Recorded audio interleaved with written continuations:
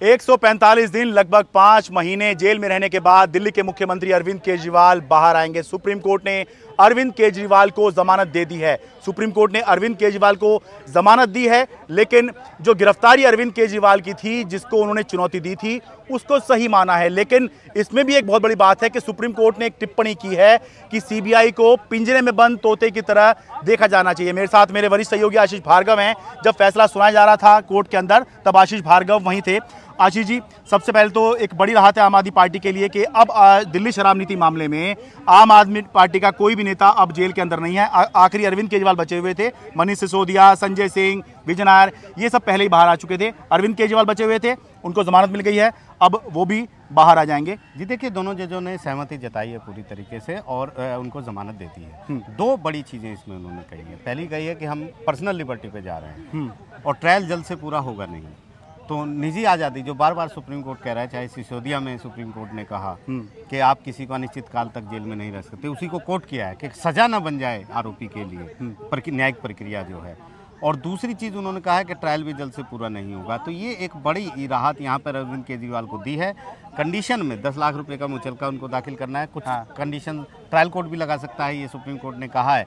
लेकिन जो ईडी की कंडीशन है, जो ईडी ने कंडीशन लगाई थी कि वो दफ्तर सचिवालय नहीं जाएंगे, ऑफिशियल फाइल पर जब तक बहुत ज़रूरी ना हो कोई साइन नहीं करेंगे, गवाहों को प्रोवाइड करने की कोशिश नहीं करेंगे, केस पर कोई टिप्पणी सार्वजनिक तौर पर नहीं करेंगे और सबूतों से छेड़छाड़ करने का प्रयास नहीं करेंगे। वो तमाम चीज़ें उन्होंने उनकी कायम रखी हैं। खैर ये तो खैर सब में होती है, लेकिन ये एक तो जो कि भाई वो कोई मीटिंग नहीं कर सकते, कोई सचिवालय नहीं जा सकते, यानी कि मुख्यमंत्री दफ्तर, और फाइल साइन नहीं कर सकते, तो इसका मतलब यह है कि अरविंद केजरीवाल तो बाहर आएंगे, लेकिन मुख्यमंत्री का स्टेटस वही रहेगा कि अपने पद का निर्वहन नहीं कर पाएंगे। जी बिल्कुल, एक तरह से कह सकते हैं। और एक बड़ा सी ये बात ये हुई है कि जस्टिस सूर्यकांत और जस्टिस उज्जवल भुइयां की बेंच में जस्टिस उज्जवल भुइयां ने इस पर सवाल उठाए हैं कि ईडी की कंडीशन, ईडी कोर्ट ने जो कंडीशन ये लगाई थी ईडी में अंतरिम जमानत सुप्रीम कोर्ट ने, उस पर वो सहमत नहीं है। हालांकि उन्होंने कहा हम इससे ज़्यादा कुछ नहीं कर सकते क्योंकि दूसरी बेंच थी, तो उसको क्योंकि ये कुछ कर नहीं सकते, इसलिए वो कंडीशन रहेंगी। हालांकि आज कंडीशन नहीं भी लगाते तो ईडी केस में वो तो लागू रहती तो वो जब तब भी नहीं जा पाते। तो मुझे लगता है कि अरविंद केजरीवाल एक सूटेबल टाइम पर यहाँ पे दोबारा आएंगे मॉडिफिकेशन के लिए, क्योंकि चुने हुए नेता हैं, दिल्ली के मुख्यमंत्री हैं, उनकी जिम्मेदारी दिल्ली की जनता के प्रति भी है। तो मुझे लगता है कि उनके लॉयर से बात करी है, वो भी कह रहे हैं कि एक सूटेबल समय पर बिल्कुल हम आएंगे और वो आएंगे मॉडिफिकेशन के लिए, मुझे लगता है। और उनका ये एक लीगल राइट भी है कि उनको आना चाहिए, क्योंकि खाली वो आम आदमी पार्टी के लीडर नहीं है, बल्कि वो दिल्ली के चुने हुए सीएम भी हैं।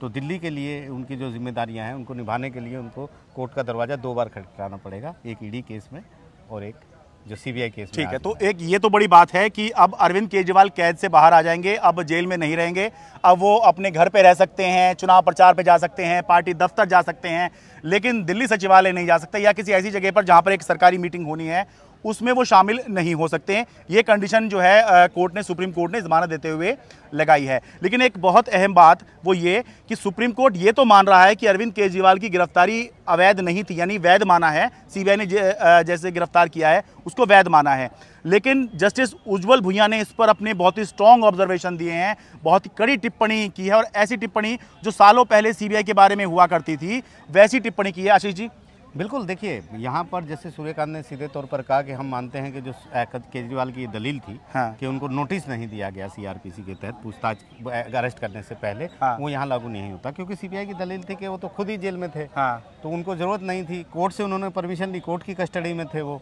तो कोर्ट ने अरेस्ट की इजाज़त दी, अरेस्ट कर लिया उनको।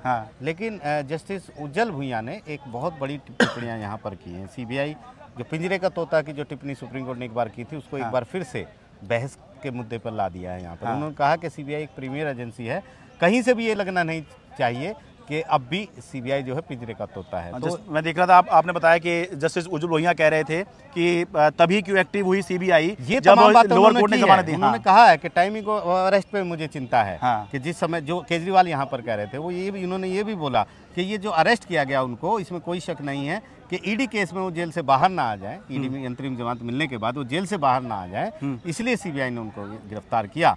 और उन्होंने ये भी कहा कि अगर उनको लंबे समय तक इस मामले में जेल में रखा जाएगा तो वो जो है एक न्याय का मखौल उड़ाना होगा, उन्होंने कहा है। सीबीआई पर बड़ी टिप्पणियां की है, नसीहत भी दी है, चिताया भी है, और ये भी कहा है कि इस तरीके की जो कदम है ईडी को नहीं, सीबीआई को नहीं उठाने चाहिए। हालांकि लिहाजा अगर हम देखें तो ये ऑब्जर्वेशंस हैं, क्योंकि ट्रायल अब उनका चलता रहेगा। ट्रायल में चार्जशीट फाइल हो चुकी है, जांच पूरी हो चुकी है, तो उसमें बहुत ज़्यादा गुंजाइश थी नहीं जमानत ना देने की। सिर्फ एक अड़चन थी जो सीबीआई कह रही थी कि अरविंद केजरीवाल जमानत के लिए निचली अदालत नहीं, सीधे हाई कोर्ट आ गए थे, हाई कोर्ट से सुप्रीम कोर्ट आ गए, और आम जो लोग हैं उनको इस तरीके की विशेषाधिकार नहीं मिलता। तो कोर्ट को ये मैसेज नहीं देना चाहिए समाज को कि क्योंकि वो पावरफुल नेता हैं, सीएम हैं और बड़े नेता हैं, इसलिए वो सीधे ट्रायल कोर्ट को बाईपास करके आ गए। लेकिन ये दलील उनकी चली नहीं है, और ये बड़ी बात है कि सीबीआई केस में भी वो जमानत पा चुके हैं। मुझे लगता है आज ही शाम को वो बाहर भी आ जाएंगे, और ट्रायल कोर्ट भी चाहे तो अपनी कंडीशन लगा सकता है। तो कुल मिलाकर एक जो जजमेंट आया है वो एक बार फिर पर्सनल लिबर्टी को लेकर सुप्रीम कोर्ट ने एक बड़ी यहाँ पर बात की है। और एजेंसियों को हमने देखा है कितने केसेस में, ईडी के केसेस में सुप्रीम कोर्ट ने बोला है कि आपने ये चीज़ें होनी चाहिए थी, इस तरीके से करना चाहिए था। ईडी के बहुत सारे कठोर जो प्रावधान पीएमएलए के थे उनको भी डाइल्यूट किया है इन्होंने, बहुत हल्के कर दिए हैं बहुत सारे प्रावधान। ये भी बोला है कि सिर्फ जांच में सहयोग नहीं कर रहा, कोई व्यक्ति आरोप या समन पर नहीं आ रहा है तो वो अरेस्ट का ग्राउंड नहीं होता है, ये सुप्रीम कोर्ट ने तय कर दिया। तो बहुत सारी ऐसी चीज़ें हैं। हालांकि इस केस पर वो टिप्पणी नहीं कर पाएंगे, लेकिन मुझे लगता है कि मैं अरविंद केजरीवाल पे इस बात की रोक लगाई है कि वो इस केस पर सार्वजनिक टिप्पणी नहीं कर सकते। लगती है, वो सिसोदिया पर भी लगी थी, संजय सिंह पर लगी थी कि अपने रोल के बारे में जो है वो इसलिए होता है क्योंकि ट्रायल चलेगा तो आप प्रभावित होता है। वो विचाराधीन केस है, सब जुडिस हम उसको बोलते हैं। ऐसे केस में टिप्पणियां आरोपी को नहीं करनी चाहिए जिससे ट्रायल प्रभावित हो या आम लोगों को ये हो। तो ये कानून की एक स्थापित प्रक्रिया है जो अलग से चलती है, राजनीति से अलग, क्योंकि ये सिर्फ राजनेताओं पे लगती है। आप कभी एक आम आदमी पे नहीं लगाते। आम आदमी को कौन पूछ रहा है? तो आम आदमी के बयानों के ना तो हम आप कवर करते हैं ना कोई मीडिया उसको कवर करता है, क्योंकि ये राजनीतिक केस है, राजनीतिक लोग हैं।